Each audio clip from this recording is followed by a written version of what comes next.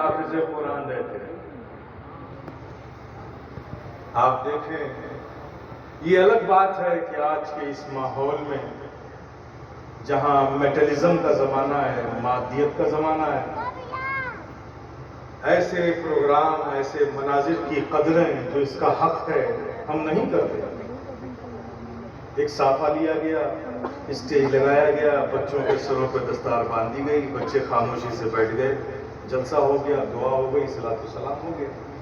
لیکن دوسری طرف ہم دیکھتے ہیں کہ اگر کسی ماں باپ کا کوئی بچہ IAS بن کے آ جائے، IPS بن کے آ جائے، PCS بن کے آ جائے، ڈاکٹر بن کے آ جائے، چارٹرڈ اکاؤنٹنٹ بن کے آ جائے، ڈسٹرکٹ مجسٹریٹ بن کے آ جائے، ہائی کورٹ کا، سپریم کورٹ کا جسٹس بن کے آ جائے، پھر ہم دیکھتے ہیں اس ماں باپ کو پورے محلے کی دعوت، اہتمام، شور، سب سے بتانا، خوشی کا اظہار کرنا، ایک الگ کیفیت ہوتی ہے۔ لیکن جب یہ بچے حافظ قرآن بنتے ہیں تو وہ خوشی اور خوشی کا ماحول، اس کا اظہار ہمیں کہیں نظر نہیں آتا۔ یہ بھی ایک سچائی ہے۔ ہم سمجھتے ہیں، ہماری یہ سمجھ بن گئی، حالانکہ آپ کی سمجھ سے کچھ نہیں ہوتا ہے۔ آپ قدر کریں یا نہ کریں اس کی، آپ کی ناقدری سے اس کی عظمت میں کوئی کمی نہیں آئے گی۔ جس کی قدر کو، جس کی عظمت کو رب نے قائم کر دیا ہو، ہمارے سمجھنے نہ سمجھنے سے اس کی عظمتوں میں کوئی کمی نہیں آ سکتی۔ میرے پیارے، یہ حافظ قرآن، آپ سمجھتے ہو کہ دنیا میں دنیا کا اسکالر، ڈاکٹر، IAS IPS بن کے آتا ہے، جس سے ہماری دنیا شاندار ہوگی، ہمارے گھر کے رگ روغن میں اضافہ ہوگا، ہماری دنیا بھی ترقی ہوگی۔ یہ سب خواہشات، حسرتیں، تمنائیں اس بچے سے جڑی ہوتی ہیں جو اسکول اور کالج سے پڑھ کے آتا ہے۔ یہاں آپ مایوسی کے شکار ہیں کہ کیا کریں گے، مسجد میں امامت کریں گے، اسٹیج پہ تلاوت کریں گے، یا کسی مدرسے میں پڑھائیں گے۔ یہی وہ سوچ ہے جو آپ کو کمزور بنا رہی ہے۔ لیکن میرے پیارے، آئیے میں ایک جھلک دکھاتا ہوں کہ یہ منظر کتنا حسین منظر ہے، بابرکت منظر ہے، عظیم منظر ہے۔ یہ بچے جو آپ کو نادار نظر آتے ہیں، ان کا مقام کیا ہے، ان کی عظمت کیا ہے۔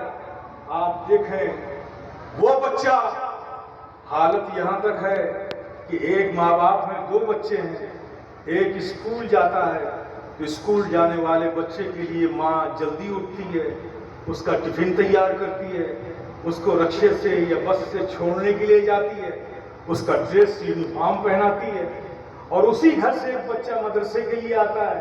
نہ ماں کو پتا ہے کہ بچہ کب گیا، نہ باپ کو پتا ہے کہ بچہ کب گیا۔ یہ ایک حقیقت ہے ہماری سوسائٹی کی، ہماری سمجھ کی۔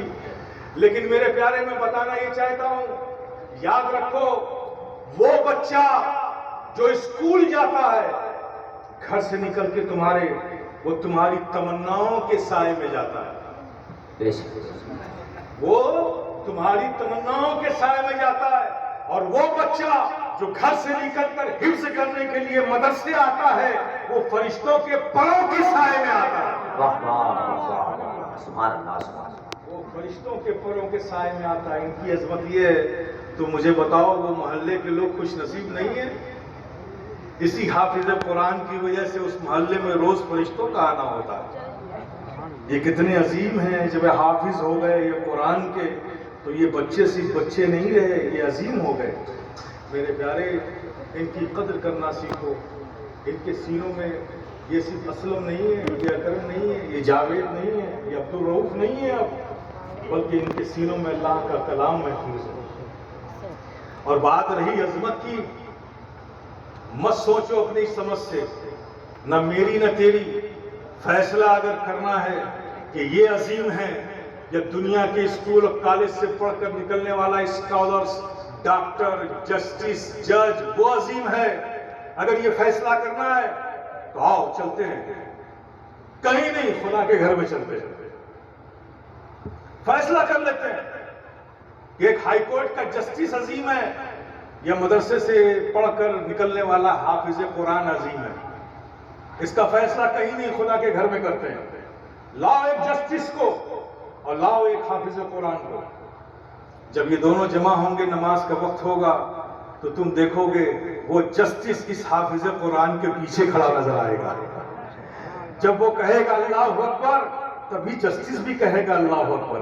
جب وہ رکوع میں جائے گا حافظ قرآن تبھی جسٹس جائے گا. نہ پہلے جائے گا، پہلے جا ہی نہیں سکتا.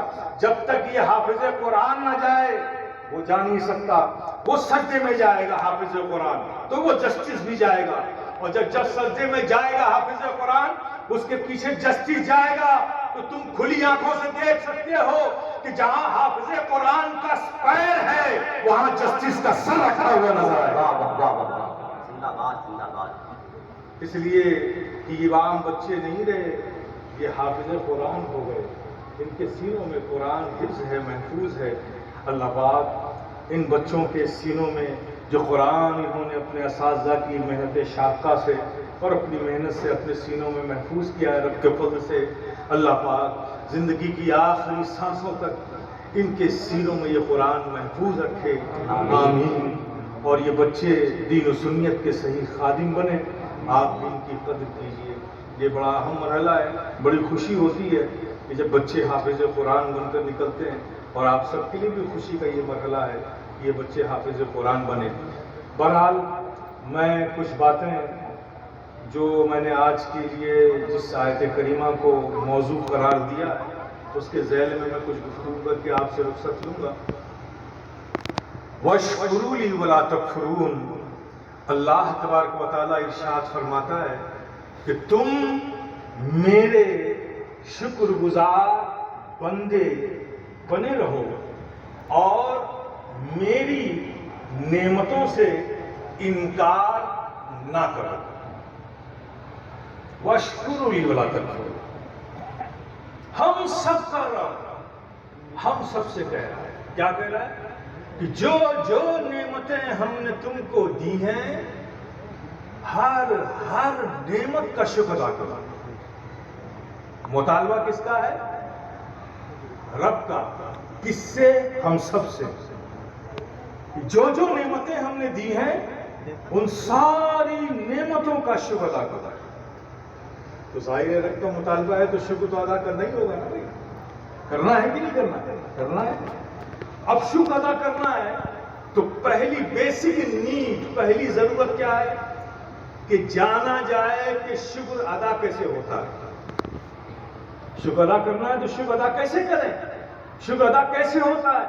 تو میرے پیارے شکر ادا کرنے کا 3 طریقہ ہے. نعمت کے بدلے تعریف یہ ہے شکر. نعمت کے بدلے تعظیم یہ ہے شکر. نعمت کے بدلے خدمت یہ ہے شکر. یعنی شکر کو ادا کرنے کے 3 طریقے. تعریف سے شکر ادا ہوتا ہے، تعظیم سے شکر ادا ہوتا ہے اور خدمت سے شکر ادا ہوتا ہے. آپ بھی کسی کا شکریہ ادا کرتے ہیں نا. کوئی بھی آپ پر احسان کرتا ہے تو آپ اس کا شکریہ کیسے ادا کرتے ہیں؟ اس کی تعریف کرتے ہیں. بھئی آپ بڑے دیالو ہیں، بڑے دیاوان ہیں، بڑے سخی ہیں، بڑے رحم دل ہیں، اچھے انسان ہیں، آپ نے میری مدد کی. یہ سب تعریف کے الفاظ. دوسرا طریقہ، آپ پر کوئی احسان کرے اس کے بدلے میں شکر ادا کرنے کے لیے آپ کیا کرتے ہیں؟ اس کی تعظیم کرتے ہیں، اس کا آدر کرتے ہیں، اس کا سمان کرتے ہیں، اس کی رسپیکٹ کرتے ہیں. تو تعظیم سے شکر ادا ہو جاتا ہے. تیسرا طریقہ، کسی نے احسان کیا اس احسان کے بدلے آپ نے اس کی خدمت کر. معلوم چلا کہ شکر کو ادا کرنے کے 3 طریقے. نعمت کے بدلے تعریف یہ ہے شکر. تعریف سے شکر ادا ہوتا ہے. نعمت کے بدلے تعظیم یہ ہے شکر. تعظیم سے شکر ادا ہوتا ہے. نعمت کے بدلے خدمت، اس سے شکر ادا ہوتا ہے، خدمت سے شکر ادا ہوتا ہے. یہ سمجھ گئے؟ اب آپ غور فرمائیں کہ اللہ تبارک و تعالیٰ ارشاد فرما رہا ہے کہ ہر نعمت کا شکر ادا کرو. تو شکر کیسے ادا کریں یہ تو آپ نے سمجھ لیا. لیکن مطالبہ یہ ہے کہ ہر نعمت کا شکر ادا کرو. تو ہر نعمت کا شکر ادا کرنے کے لیے دوسری ضرورت یہ ہے کہ نہیں کہ جانا جائے کہ نعمت ہے کتنی، نعمت ہے کون کون سی. جب تک ساری نعمت کو گنا نہ جائے، ساری نعمت کو یا جانا نہ جائے تو ہر نعمت کا شکر ادا کر پاؤ گے؟ نہیں کر پاؤ گے نا. تو گن پاؤ گے؟ اللہ نے جتنی نعمتیں دی ہیں گن پاؤ گے؟ ارے کیا گن پاؤ گے؟ وہ رب السماوات والارض، وہ creator whole of the world, وہ संसार کا रचयिता, وہ खालिक कायनात, जब ये दुनिया बना रहा था कोई न था, सिर्फ अल्लाह ही अल्लाह, अल्लाह ही अल्लाह, अल्लाह ही अल्लाह। जो चाहा किया, फ़ाइलुल लिमा युरीद, जो चाहा किया, चाहा आसमान बना डाले, चाहा जमीन बना डाला, चाहा सितारे बना डाले, चाहा चांद बना डाला, चाहा चमकता सूरज बना डाला, चाहा नसीबे शहर बना डाला, चाहा बहती हुई नदियां बना डाली, चाहा जंगल बना डाला, चाहा जंगल में पेड़ बना डाला, चाहा पेड़ में पत्ते बना डाले, चाहा पहाड़ बना डाला, चाहा नबातात बना डाला, चाहा हैवानात बना डाला, चाहा जमादात बना डाला। जो चाहा किया, उसने किसी से मशवरा नहीं लिया। अरे कोई था ही नहीं तो मशवरा क्या देता? जो चाहा किया। लेकिन मेरे प्यारे गौर तो करो कि जब वो ये सब कुछ बना रहा था जंगल में पेड़, पेड़ में पत्ता, अगर तुम्हें भी किसी पेड़ का पत्ता बना देता तो क्या करते? क्या करते? जरा से हवा चलती और हिलते रहते। वो बना रहा था गलियों में फिरने वाला आवारा कुत्ता, अगर तुम्हें भी किसी गली का आवारा कुत्ता बना देता तो क्या करते? क्या करते? हर अजनबी को देखते और भूखते रहते। लेकिन मेरे प्यारे जरा सोचो कि हमारा रब कितना करीम, उसका एहसान कितना अजीम कि ये सब कुछ बना रहा था, लेकिन हमें उनमें से नहीं बनाया। बनाया तो अशरफुल मखलूकात बनाया, इंसान बनाया। किन किन नेमतों को गिनोगे मेरे प्यारे? इंसान बनाया। और आगे देखो अपने रब की रहीमी और करीमी को, इंसान बनाया। तो इंसान भी दुनिया में कई तरह के हैं, कई तरह के इंसान हैं। गुमराह हैं, मुर्तद हैं, मुवहिद हैं, काफिर हैं। इंसान भी कई तरह के, लेकिन हमारा रब कितना करीम, उसका एहसान कितना अजीम। इंसान बनाया, लेकिन उनमें से नहीं बनाया। बनाया तो मोमिन बनाया, बनाया तो मोमिन बनाया। किन किन नेमतों को गिनोगे मेरे प्यारे? मुतालबा है कि हर हर नेमत को गिनो। अच्छा, मोमिन बनाया, मोमिन बनाया। मोमिन तो और भी थे। और आगे देखो अपने रब की रहीमी और करीमी को मोमिन बनाया। तो हज़रत ईसा के जमाने में जो उनके उम्मती वफादार थे, मोमिन थे। हज़रत सुलेमान के ज़माने में जो उनके उम्मती वफादार थे, मोमिन थे। हज़रत इब्राहिम के ज़माने में जो उनके उम्मती वफादार थे, मोमिन थे। हज़रत इस्माइल के ज़माने में जो उनके उम्मती वफादार थे, मोमिन थे। हज़रत यूसुफ के ज़माने में जो उनके उम्मती वफादार थे, मोमिन थे। हज़रत ज़करिया के ज़माने में जो उनके उम्मती वफादार थे, मोमिन थे। हज़रत दाऊद के ज़माने में जो उनके उम्मती वफादार थे, मोमिन थे। हज़रत लूत के ज़माने में जो उनके उम्मती वफादार थे, मोमिन थे। हज़रत मूसा के ज़माने में जो उनके उम्मती वफादार थे, मोमिन थे। हज़रत यूसुफ के ज़माने में जो उनके उम्मती वफादार थे, मोमिन थे। वो सब मोमिन थे, लेकिन हमारा रब कितना करीम, उसका एहसान कितना अजीम कि मोमिन बनाया, लेकिन किसी और ज़माने में नहीं बनाया, तो अपने महबूब के ज़माने में बनाया। अपने महबूब के ज़माने में बनाया। किन किन नेमतों को गिनोगे मेरे प्यारे?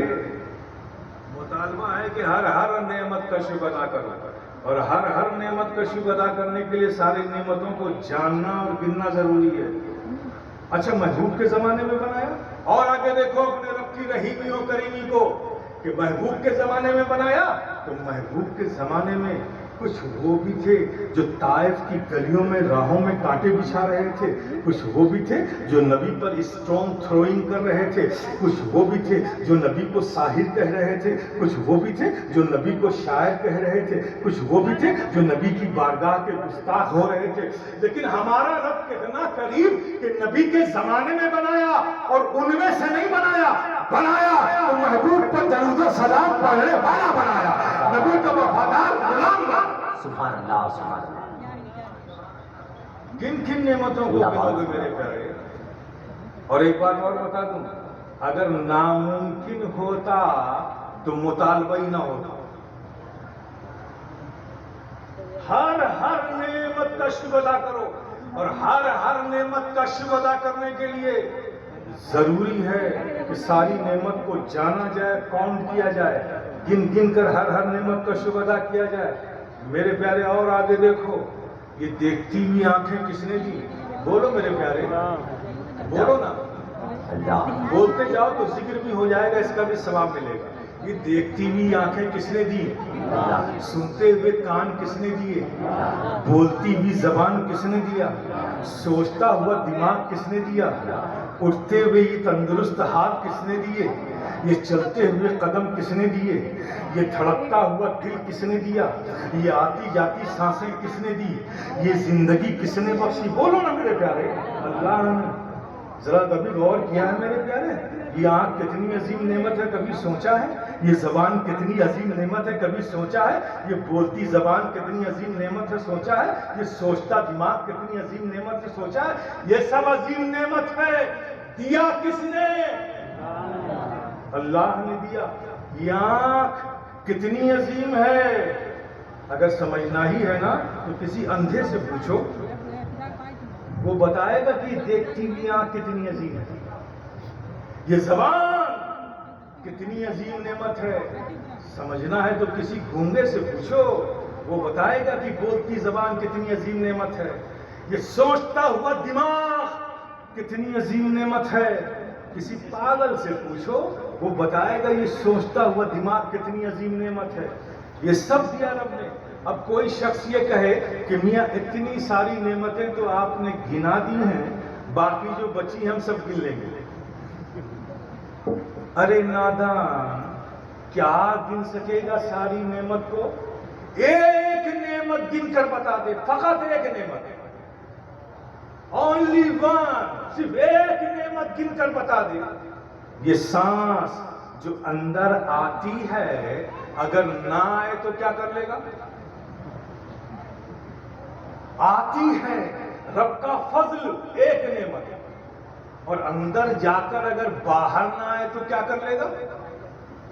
اندر جا کر باہر آتی ہے، رب کا احسان دوسری نعمت۔ ارے ساری نعمت کو چھوڑ، صرف اس ایک نعمت کو گن کر بتا دے۔ اب کوئی بیوقوف کھڑا ہو جائے کہ میاں اسے گن لیں گے، کیسے گنے گا؟ 1000 دانے کی تسبیح لیں گے، ہر سانس گن جائے گا۔ ارے بیوقوف، جاگتا رہے گا تو گن لے گا، سو جائے گا تو یہ ڈیوٹی کس کو دے کر جائے گا؟ مطالبہ ہے رب کا کہ ہر نعمت کا شکر ادا کریں، اور ہماری بے بسی یہ ہے کہ ہر نعمت کو ہم گن ہی نہیں سکتے۔ تو جب ہر نعمت کو گن نہیں سکتے تو ہر نعمت کا شکر کیسے ادا کریں؟ آؤ اسلام کے پاس چلتے ہیں۔ اے اسلام، ہم تیرے فالوور ہیں، تیرے بلیور ہیں، تیرے ڈائریکشن پہ زندگی گزارنے والے ہیں، تجھے ماننے والے ہیں۔ رب ہم سے فرماتا ہے کہ ہر نعمت کا شکر ادا کرو، اور ہر نعمت کو ہم گن نہیں سکتے تو ہر نعمت کا شکر کیسے ادا کریں؟ جب اسلام سے پوچھو گے تو اسلام کہے گا ارے پیارے، پریشان ہونے کی ضرورت نہیں ہے، ذرا غور تو کرو، یہ ساری نعمتیں دی کس نے؟ اللہ نے۔ دیکھتی ہوئی آنکھیں دی اللہ نے، بولتی ہوئی زبان دیا اللہ نے، سنتے ہوئے کان دیا اللہ نے، اٹھتے ہوئے ہاتھ دیا اللہ نے، دھڑکتا ہوا دل دیا اللہ نے، یہ زندگی دی اللہ نے، اولاد دی اللہ نے، حیات بخشی اللہ نے۔ یہ سب تیری عظیم نعمت ہے نا، یہ سب دیا اللہ نے، لیکن غور تو کر، دے کر احسان جتایا کیا؟ آنکھ دی احسان جتایا کیا؟ زبان دیے احسان جتایا کیا؟ کان دیے احسان جتایا کیا؟ جبکہ یہ سب عظیم نعمت ہے تیرے لیے، یہ سب عظیم نعمت دے کر رب نے احسان نہیں جتایا۔ لیکن غور تو کر، ایک نعمت، فقط ایک نعمت، جب وہ تجھے دیتا ہے تو یوں ہی نہیں دیتا، بلکہ یہ کہہ کر دیتا ہے لَقَدْ مَنَّ اللَّهُ عَلَى الْمُؤْمِنِينَ إِذْ بَعَثَ فِيهِمْ رَسُولًا۔ اے مومنو، ہم نے تمہاری جانوں پر احسان کیا کہ اپنے محبوب کو تمہارے درمیان بھیج دیا۔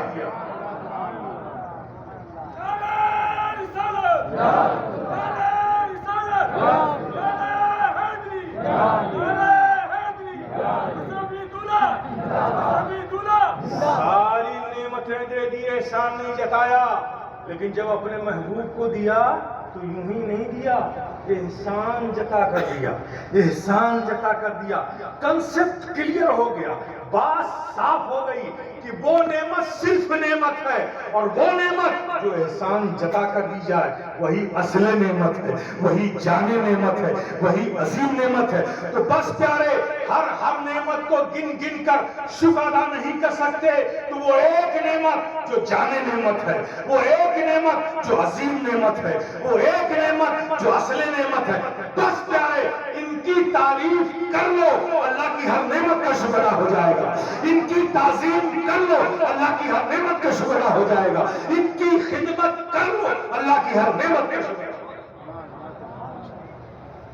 چونکہ یہی اصل نعمت ہے، یہی اصل نعمت ہے پیارے۔ یہی وجہ ہے کہ اس اصل نعمت کو جاننے والوں نے جانا تو کیا خوب جانا، ماننے والوں نے مانا تو کیا خوب مانا، پہچاننے والوں نے پہچانا تو کیا خوب پہچانا۔ گھر چھوڑ دیا، نبی کو نہیں چھوڑا، وطن چھوڑ دیا، نبی کو نہیں چھوڑا۔ یاد کرو ہجرت کے وہ ایام، گھر چھوڑ رہے ہیں، نبی کو نہیں چھوڑ رہے۔ باپ نے بیٹے کو چھوڑ دیا، نبی کو نہیں چھوڑا۔ بیٹے نے باپ کو چھوڑ دیا، نبی کو نہیں چھوڑا۔ شوہر نے بیوی کو چھوڑ دیا، نبی کو نہیں چھوڑا۔ بیوی نے شوہر کو چھوڑ دیا، نبی کو نہیں چھوڑا۔ اس لیے کہ وہ جانتے تھے کہ یہ سب تو صرف نعمت ہے، اور جس کے لیے چھوڑا جا رہا ہے وہ اصل نعمت ہے، وہ عظیم نعمت ہے، وہ جانے نعمت ہے۔ اس لیے گھر چھوڑ رہے ہیں، نبی کو نہیں چھوڑ رہے۔ اور بدر کے مقام پر آپ ذرا دیکھو، ان جاننے والوں نے جانا ہی اصل نعمت کو تو کیا جانا، ماننے والوں نے مانا تو کس انداز میں مانا۔ 313 کی نفوس قدسیہ کی جماعت بدر کے میدان میں کھڑی ہے۔ ذرا غور کیا کبھی، ادھر کون کھڑا ہے، ادھر کون کھڑا ہے؟ یہ ادھر اجمی نہیں ہے، یہ باہر سے آئے ہوئے لوگ نہیں ہیں، یہ غیر نہیں ہے۔ اگر ادھر ہاشمی کھڑا ہے تو ادھر بھی ہاشمی کھڑا ہے، اگر ادھر مطلبی کھڑا ہے تو ادھر بھی مطلبی کھڑا ہے، اگر ادھر قریشی کھڑا ہے تو ادھر بھی قریشی کھڑا ہے، اگر ادھر باپ کھڑا ہے تو ادھر بیٹا کھڑا ہے، اگر ادھر دادا کھڑا ہے تو ادھر پوتا کھڑا ہے، اگر ادھر ماموں کھڑا ہے تو ادھر بھانجا کھڑا ہے، اگر ادھر ایک بھائی کھڑا ہے تو ادھر دوسرا بھائی کھڑا ہے۔ غیروں کے مقابلے میں تلوار نکال لینا آسان ہوتا ہے، بھائی کا بھائی کے مقابلے میں، باپ کا بیٹے کے مقابلے میں، بیٹے کا باپ کے مقابلے میں، دادا کا پوتے کے مقابلے میں، پوتے کا دادا کے مقابلے میں، یہ بدر کے مقام پر یہ منظر تھا۔ ادھر ہاشمی کھڑا ہے تو ادھر بھی ہاشمی کھڑا ہے۔ لیکن قربان جائیے ان 313 نفوس قدسیہ پر، اس مقدس جماعت پر بدر کے میدان میں مقابلہ اپنوں کا اپنوں سے ہے، لیکن ان تمام صحابہ کرام نے تلوار کھینچ کر بدر کے میدان میں یہ اعلان کر دیا، اے اللہ کے پیارے حبیب، اے آقا و مولا، آج یہ میری تلوار بھائی کی گردن کو کاٹے ہے کاٹتی ہے کاٹے، ہمیں غم نہیں ہے، بیٹے کی گردن کو کاٹتی ہے کاٹے، ہمیں غم نہیں ہے، پوتے کی گردن کو کاٹتی ہے کاٹے، ہمیں غم نہیں ہے، بھائی کی گردن کو کاٹتی ہے کاٹے، ہمیں غم نہیں ہے۔ اس لیے اے اللہ کے پیارے حبیب، اے آقا و مولا، ہم جانتے ہیں کہ یہ سب نعمت تو صرف نعمت ہے، اور جس کے لیے ہم یہاں آئے ہیں وہ تو جانے نعمت ہے، وہ تو اصل نعمت ہے، یہ عظیم نعمت ہے۔ تلوار کھینچ کر اعلان کر دیا کہ اللہ کے پیارے حبیب، اے ہمارے آقا و مولا، آج یہ تلوار ایک آپ سے اپنے رشتہ محبت کو مضبوط کرنے کے لیے دنیا کے ہر رشتے کو کاٹنے کو تیار ہے، دنیا کے ہر رشتے کو کاٹنے کو تیار ہے۔ اس لیے کہ ہم نادان نہیں ہیں، ہم جانتے ہیں یہ سب تو صرف نعمت ہے، آپ تو اصل نعمت ہے، آپ تو جانے نعمت ہے، آپ تو عظیم نعمت ہے۔ ہم جانتے ہیں کہ اگر آج آپ یہاں ہمیں مل گئے تو ہمیں معلوم ہے حوض کوثر کا جام تو آپ ہی پلائیں گے نا، شفاعت تو آپ ہی کرائیں گے نا، جنت کی بہاریں تو آپ ہی کے صدقوں میں ملے گی نا، ہم کامیاب یہاں ہیں تو آپ ہی کی وجہ سے ہیں، آخرت میں کامیاب ہوں گے تو آپ ہی کی وجہ سے، جنت کی بہاروں کا مزہ لیں گے تو آپ ہی کے صدقے ملیں گے۔ ہم نادان نہیں ہیں، ہم جانتے ہیں کہ آپ ہی اصل نعمت ہے۔ میرے پیارے، میں عرض یہ کر رہا تھا، یہی اصل نعمت ہے، اور جو لوگ یہ مانتے ہیں، جو لوگ یہ مانتے ہیں وہ مسرور ہو کر مانتے ہیں، اور جو یہاں نہیں مانتے حشر میں مجبور ہو کر مانیں گے.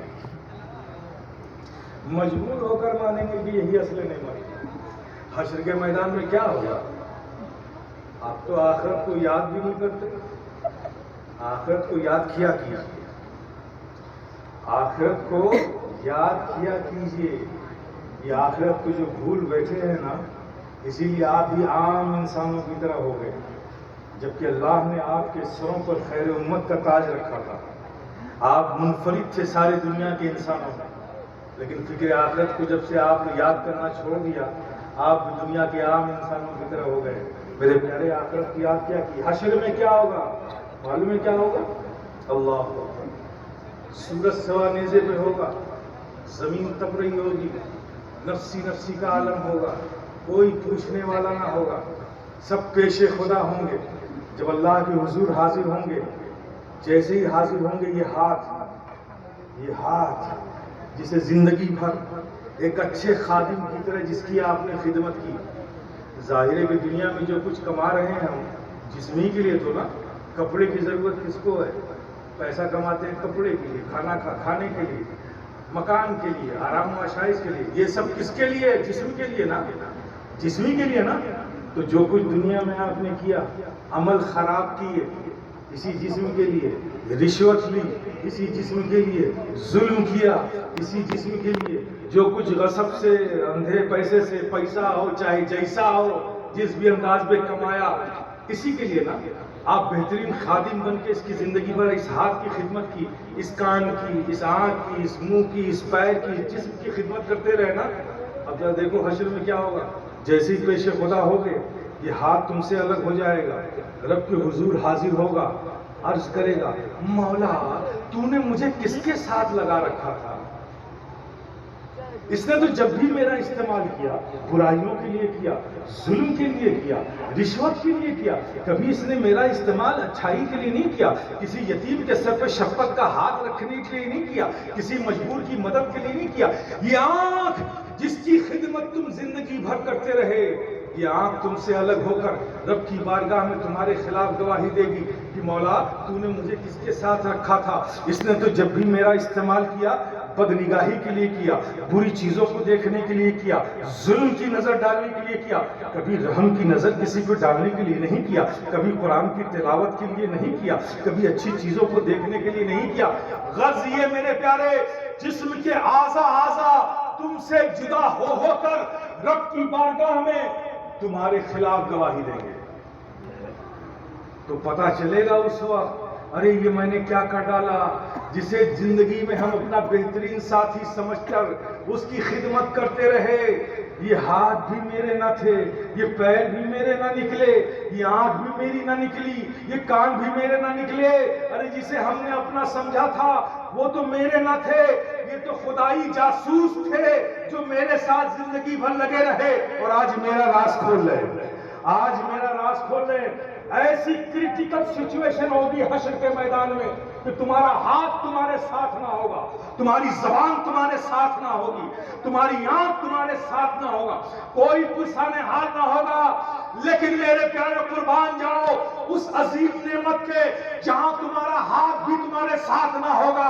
حشر کے میدان میں بس وہی ایک ہوگا، وہی ایک ہوگا جو اپنی چادر رحمت کو پھیلائے ہوئے یہ آواز دے رہا ہوگا، اے گنہگارو، اے عصیاں شیارو، مت گھبراؤ. اگر تم نے دنیا میں مجھ سے اپنے رشتے محبت کو جوڑے رکھا ہے تو آ جاؤ، میری چادر رحمت تمہیں پناہ دینے کو تیار ہے، تمہیں چھپانے کے لیے تیار ہے، تمہیں بخشوانے کے لیے.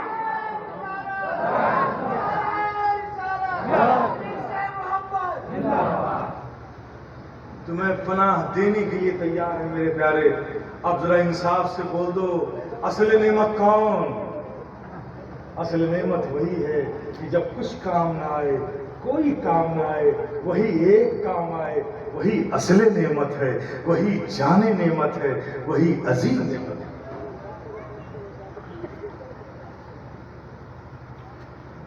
اب میرے پیارے، اب بات یہاں آ کر میں دوسری بات یہ آپ کو آپ کو بیدار کرنے کے لیے کہوں گا کہ بحمد تعالی یہ ہمارے اکابرین کا، مشائخین کا یہ کرم ہے، فیضان ہے کہ ہم سبھی زندگی میں بھی اس اصل نعمت کو مانتے بھی ہیں، جانتے بھی ہیں، غلامی کا تعلق بھی رکھتے ہیں، محبت بھی کرتے ہیں، ادب بھی کرتے ہیں، احترام بھی کرتے ہیں، سب کچھ کرتے ہیں میرے پیارے۔ یہ بزرگان دین کا، اکابرین کا احسان ہے۔ ہمیں جو ایمان ملا ہے میرے پیارے، جو ہم سب کے سینوں میں ایمان ہے، وہ بزرگوں کا فیضان بن کر ہے، فیضان بن کر ہے۔ وگرنہ میرے پیارے آج کا جو عالم ہے، اگر یہ بزرگوں کے فیضان سے یہ ایمان ہمارے سینوں میں نہ آیا ہوتا تو میرے پیارے خدا جانے ہم کہاں ہوتے، خدا جانے ہم کہاں ہوتے۔ اس بدلتی ہوئی دنیا میں کیا کیا تو بدل گیا میرے پیارے، کبھی غور کیا؟ سب کچھ تو بدل گیا، بدل گیا۔ بھائی بھائی کی محبت کا انداز بدل گیا، باپ بیٹے میں شفقت کے رشتوں کا انداز بدل گیا، بیٹے کی دلوں میں باپ کی عزت و عظمت کا انداز بدل گیا، پڑوسی کو پڑوسی کی خیال رکھنے کے معاملات بدل گئے، ہر جگہ بدلاؤ آ چکا ہے۔ اس بدلتی ہوئی دنیا میں اخلاقی قدریں بدل گئی، مربت کا انداز بدل گیا، عفو و درگزر کا ذوق و جذبہ بدل گیا، رعایت و محبت کی بات بدل گئی، سب کچھ بدل دیا ہم نے میرے پیارے۔ لیکن خدا کی قسم، وہ جو آج سے صدیوں پہلے ہند کی زمین میں خواجہ غریب نواز نے نبی کے عشق کی محبت کا جام جو پلایا تھا، صدیاں گزر گئیں لیکن اس جام کا اثر ابھی بھی ہمارے سینوں میں موجود ہے، وہ عشق کا سرور موجود ہے۔ یہ اللہ کا شکر ہے کہ یہ جو ایمان ہمارے سینوں میں ہے یہ بزرگوں کا فیضان بن کر ہے۔ یہی وجہ ہے کہ سب کچھ بدل رہا ہے لیکن نہیں بدلا تو نبی سے محبت کرنے کا انداز نہیں بدلا، نبی کے عشق کے جام کا شروع نہیں بدلا، ان کی محبتیں نہیں بدلی۔ یہ اللہ کا شکر ہے۔ لیکن میرے پیارے اس کے باوجود بھی میں کہوں گا آپ سے، کہوں گا کہ میرے پیارے اس میں تو کوئی شک نہیں ہے کہ آج بھی ہمارے آقا جتنا ہم سے پیار کرتے ہیں، غور کرنا میرے پیارے جا کے گھروں پہ اور اپنا جائزہ لینا، ایک بار جائزہ ضرور لینا، خدا کی قسم، رب کعبہ کی قسم، کہ جتنا ہمارے آقا ہم سے پیار کرتے ہیں نا، کوئی ماں کیا پیار کرے گی اپنے بیٹے سے اتنا، کوئی باپ کیا پیار کرے گا اپنے بیٹے سے اتنا جتنا ہمارے آقا ہم سے پیار کرتے ہیں۔ اٹھا کر دیکھ لو، اٹھا کر دیکھ لو، روایتیں بھری پڑی ہوئی ہیں کہ جب بھی پیارے آقا تنہائیوں میں رب کے حضور حاضر ہوئے، خدا کی قسم بہتی ہوئی آنکھوں سے آپ کے لب پر ایک ہی صدا رہتی تھی، اللہم امتی، اللہم امتی، اللہم امتی۔ اے اللہ میری امت کو عذاب سے بچا لے، اے اللہ میری امت کو گمراہی سے بچا لے، اے اللہ میری امت کو تباہی سے بچا لے، اے اللہ میری امت کو بدعمالیوں سے بچا لے۔ جب رب کے حضور پیارے آقا حاضر ہوئے، خدا کی قسم بہتی ہوئی آنکھوں سے ہمارے لیے دعا کرتے ہوئے نظر آئے۔ تو بولو میرے پیارے، انصاف سے بولو، جو آقا ہم سے اتنا پیار کرتے ہیں، اب آپ کو جواب دینا ہے، جو آقا ہم سے اتنا پیار کرتے ہیں ان آقا کا ہماری جانوں پر حق ہے کہ نہیں؟ بولو نا میرے پیارے، حق ہے نا؟ حق ہے نا؟ تو حق ادا کیا گیا، حق ادا کیا۔ 30 سال عمر گزر گئی، 40 سال گزر گئی، 60 سال گزر گئی، 50 سال گزر گئی، آقا کا حق مانتے ہو تو حق ادا کب کرو گے؟ کب کرو گے میرے پیارے آقا کا حق؟ وہ آقا ارشاد فرمائے کہ نماز میرے آنکھوں کی ٹھنڈک ہے، آقا فرمائے نماز میرے آنکھوں کی ٹھنڈک ہے۔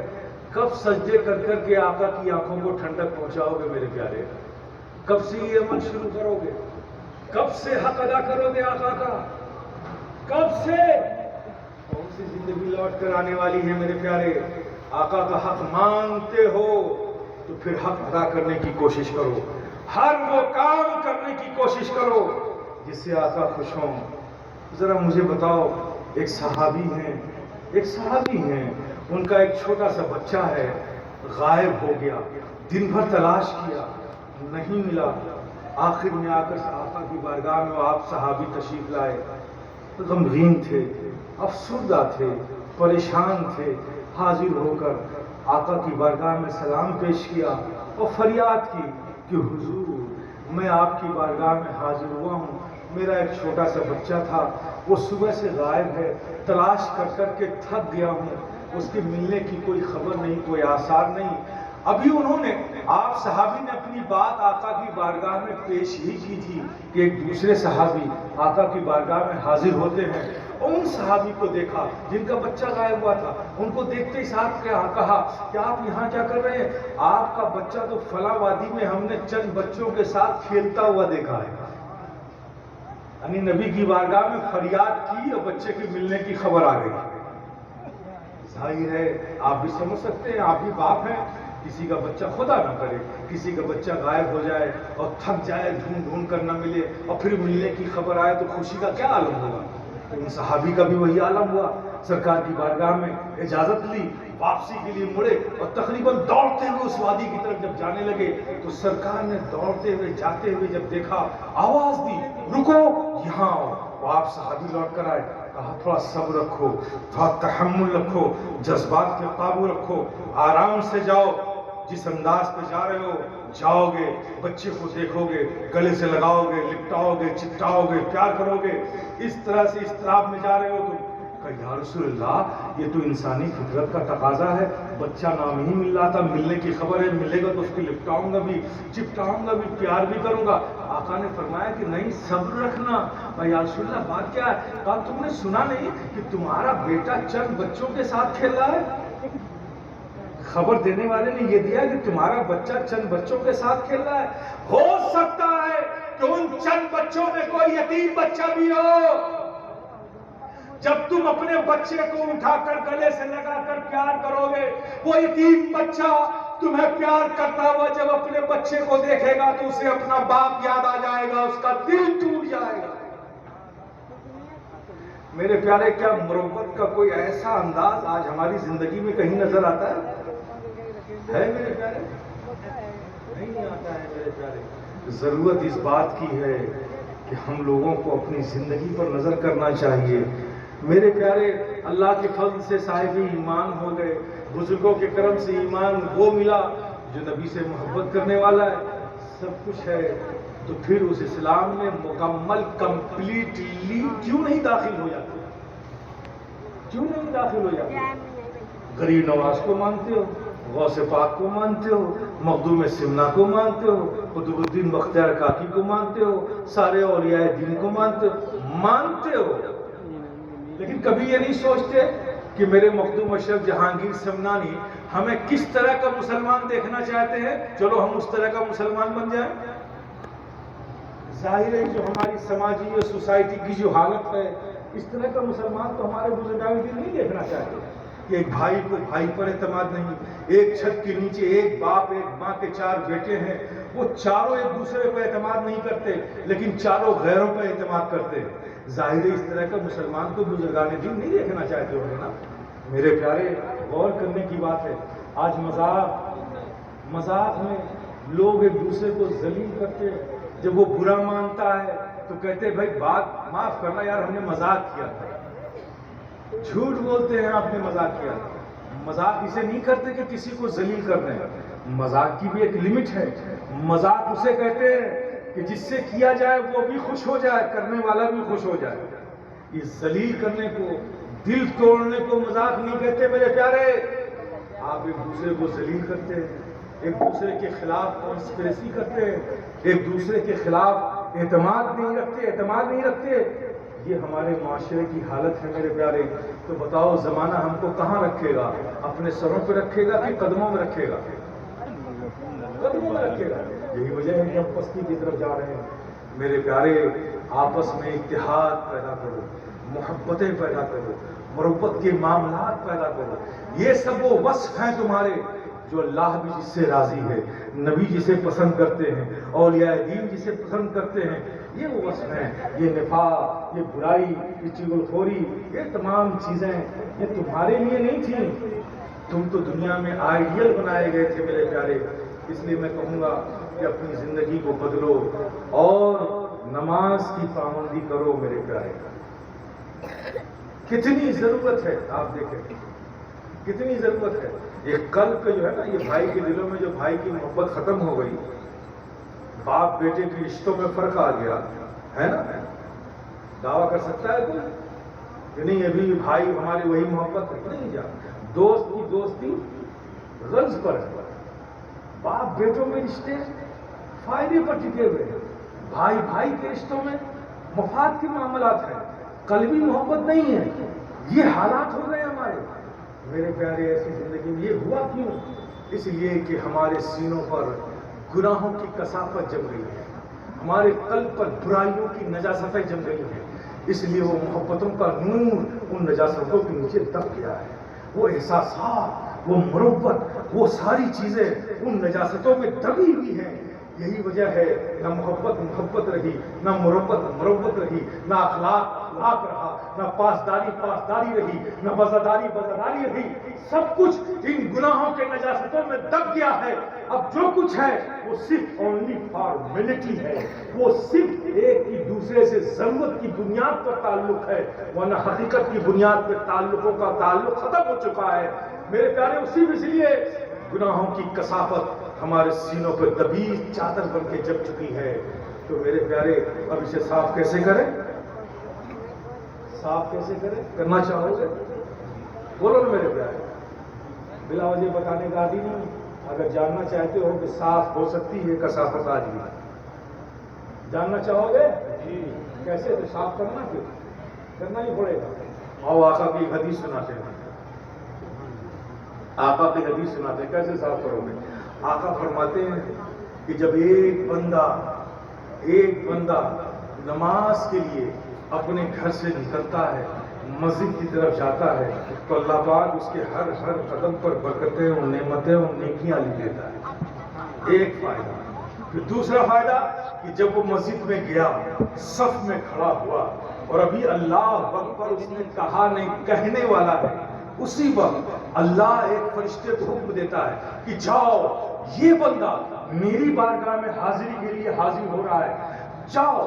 اس نے اپنے آپ کو پاک صاف رکھا، اس نے وضو کر کے نماز کے لائق اپنے آپ کو بنایا، لیکن اس کے اندر جو گندگیاں ہیں نا، جو نجاستیں ہیں، وہ اسے نکالنے کی قدرت نہیں رکھتا، وہ اس پر قابو نہیں رکھتا کہ اس سے بھی نکال کر الگ کر دے.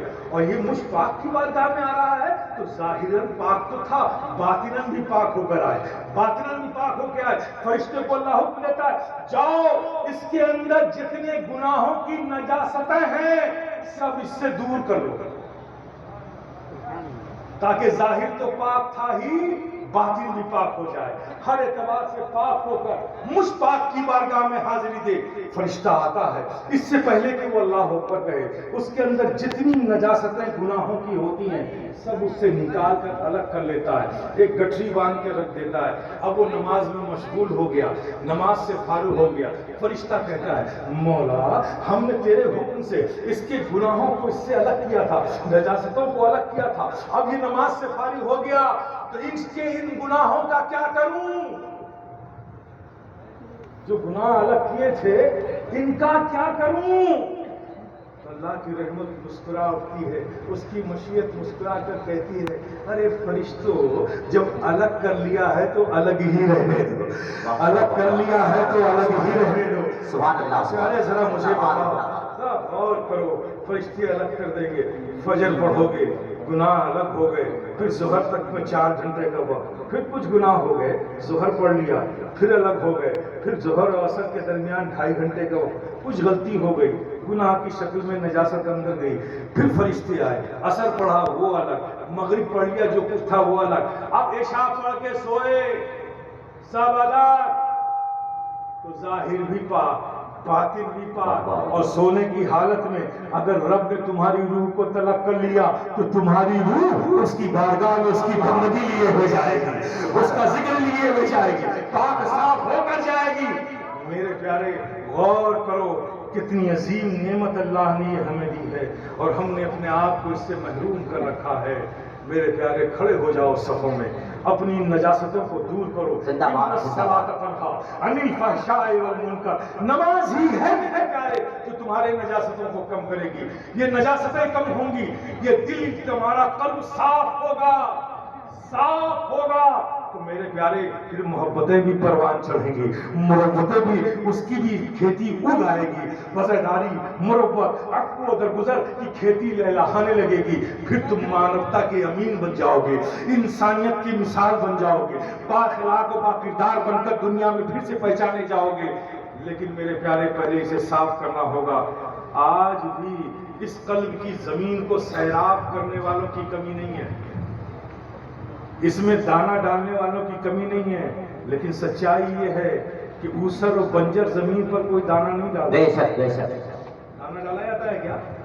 تو میرے پیارے آپ کو صرف یہ کام کرنا ہے، اس قلب کی زمین کو کاشت کے لائق بنا لو، ان گندگی اور نجاستوں کو صاف کر لو، پھر اس پر دیکھنا نعمت کی بوندیں، رحمت کی بوندیں کبھی بغداد سے آ جائیں گے، کبھی اجمیر سے آ جائیں گے، کبھی محبوب سمرا کی چوکھٹ سے آ جائیں گے، کبھی محبوب الہی کے گھر سے آ جائیں گے، کبھی نصیر الدین روشن چراغ کی دہلیز سے آ جائے گی، کبھی کیسو دراز بندہ نواز کی بارگاہ سے آ جائے گی۔ یہ بوندیں ڈالنے والوں کی کمی نہیں ہے، تمہارے قلب کی کھیتی لہلہا اٹھے گی، بس اس کی نجاستوں کو صاف کر لو، ان نجاستوں کو صاف کر لو، پھر دیکھو کیسی محبتیں تمہارے سینوں میں موجیں مارتی ہیں، پھر دیکھو تمہاری نیکی کی طرف قدم تمہارے کیسے بڑھتے ہیں، پھر دیکھو محبت بھری زندگی تم کیسے جیتے ہو، پھر دیکھو تم مانوتا کی مثال ساری روئے زمین پر کیسے بنتے ہو، پھر دیکھو تم انسانیت کا دست کرنے والے عظیم رہنما اس دنیا میں بن کر کیسے جیتے ہو۔ میرے پیارے یہ سب کچھ ممکن ہے،